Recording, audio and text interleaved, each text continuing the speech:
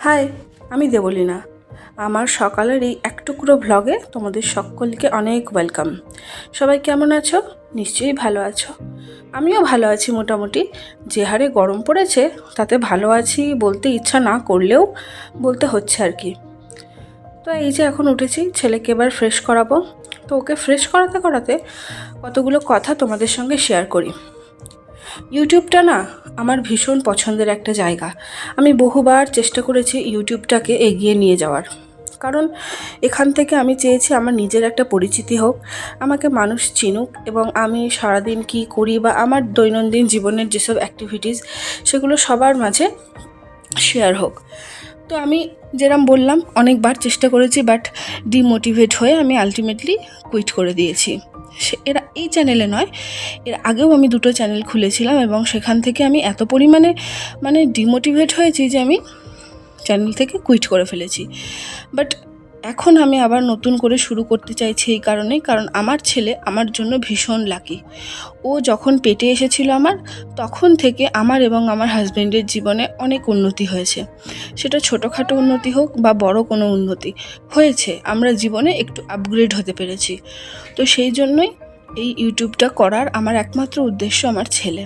এখানে আমি আমার দৈনন্দিন কাজ এবং ছেলের যত রকমের খুনসুটি বলো, ছেলের সঙ্গে ভালো খারাপ সমস্ত মুহূর্ত আমি আপলোড করব এবং তোমাদের সঙ্গে শেয়ার করব। তোমাদের যদি ভালো লাগে প্লিজ আমার পাশে থেকো। আমি কাউকে জোর করব না। তোমাদের যদি ভালো লাগে প্লিজ আমার পাশে থেকো, তাহলে আমি একটু মোটিভেট হই আর কি। তো এই হলো আমার ছোট্ট একটা মনের কথা, তোমাদের সঙ্গে শেয়ার করলাম।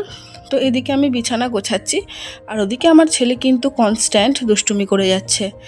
এবার কি জানো তো, আজকে না সকালবেলায় আমার মাথাটা হুট করে এত ঘুরে গেছে, যার কারণে আমি আগে মাথায় ভালো করে তেলটা দিয়ে চুলটা আঁচড়ে নিলাম। কেন জানি না, হয়তো গরমের জন্য, কারণ এই গরমে জল খাওয়াটা প্রচুর পরিমাণে প্রয়োজন। আমি ছেলেকে প্রচুর পরিমাণে জল খাওয়াই, কিন্তু আমি নিজে খাই না। এদিকে আমি তোমাদের জ্ঞান দিলাম। আর আমার মনে হয় এই জল না খাওয়ার জন্যই শরীরটা একটু ডিহাইড্রেট হয়েছে, যার জন্য মাথা ঘুরে গেছে। তো এই যে বিছানা আমার গোছানো কমপ্লিট, আর এদিকে ছেলে আমার বালতি, ঘটি, ঝুড়ি, কোটো, কাটা, আকাচা জামা কাপড় যা ছিল সব এনে এই ঘরে জড়ো করেছে। তো সেগুলো তো পরিষ্কার করব। তার আগে আমি ছেলেকে এখানে একটু ছাতু আর কলা খাইয়ে দিচ্ছি, যাতে ওর পেটটা একটু ভরা থাকে, আবার খানিকক্ষণও খেলা করতে পারে। ওকে খাইয়ে আমিও একটু খেয়ে আবার উপরে চলে এসেছি। যা ছিল নোংরা চোংরা সমস্ত কিছু পরিষ্কার পরিচ্ছন্ন করে আমি ঘরটা ঝাড় দিয়ে নিলাম। এবারে আমি যাব স্নানে। স্নান করলেই মোটামুটি আমার এখনকার মতো ছুটি। এবার শুধু কাজ ছেলেকে চান করানো এবং খাওয়ানো।